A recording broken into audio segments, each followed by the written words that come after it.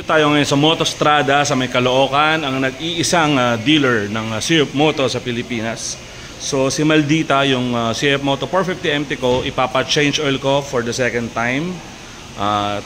Tuturo ko sa inyo kung paano siya i-change oil sa mga gusto mag-DIY sa bahay nila. Ganito yung proseso. Ay mo kuya? Leo.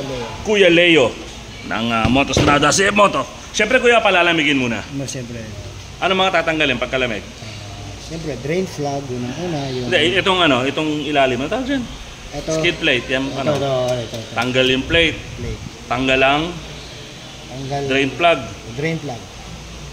Tapos ang oil, ang filter. Ito, oil filter, dapat tatanggalin talaga itong plate kasi yung langis magpopondo dito sa plate mo. Okay. So tatanggalin rin talaga oil filter doon. So tanggal ang skid plate, tanggal ang drain plug, tanggal ang oil filter. Mamaya papakita na Kuya Leo sa inyo kung saan siya tinatanggal. Let's go. Paano mo, sir? Negro.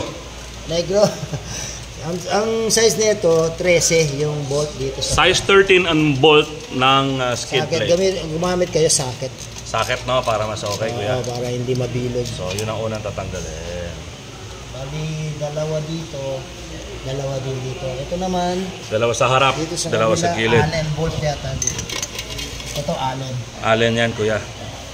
Siyempre kasama pati itong crash guard, ano? Baklas Igaganon din. lang yan. Ibubuka lang yan. Ibubuka lang. Oh, good. So yun yung kailangan tanggalin sa gilid yung sa crash guard. Tatanggalin din yun.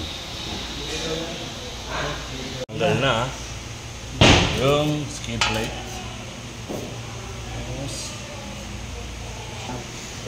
Yan ang drain plug. Sa gilid. Diyan natutulo yan. Sa left side. Left side drain plug. Sa magneto side.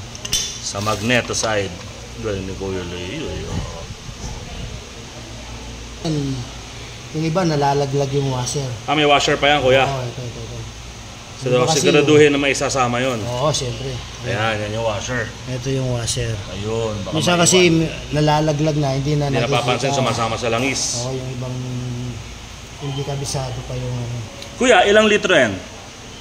MT450 2.5. 8? Di ba 8?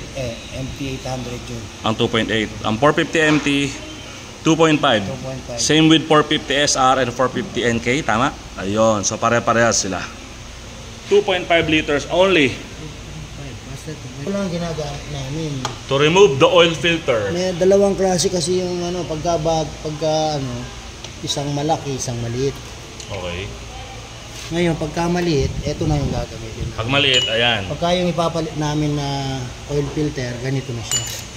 Kahit ito na yung gamitin mo. Removing the oil filter. Ang paluwag nito, pataas. Pataas ang luwag. So wag niyo ipilit yung pababa. Pataas. Taking off the oil filter. So yan ang oil filter. Oil filter. 450 MT.